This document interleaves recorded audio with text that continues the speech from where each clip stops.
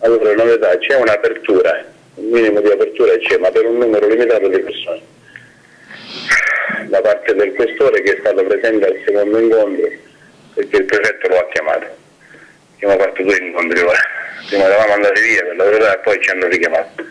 Ora stiamo cercando di trovare una soluzione, vediamo come, per non incorrere in scontri con la polizia che sicuramente non giocano né a noi né alla polizia né a nessuno.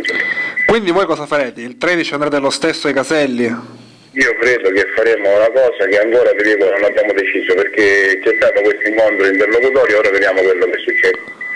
Devo dirti la verità, non so rispondere più tanto perché questa apertura va bene, il problema è che non saranno 10 persone a venire a San Gregorio, quindi, e nemmeno noi vogliamo bloccare nessuno a San Gregorio ora, giorno 13, perché la data che abbiamo lanciato non è quella del 13, quella del 13 per cominciare a scaldare l'aria. Giorno 11 abbiamo detto e poi scendiamo di estate come l'anno scorso.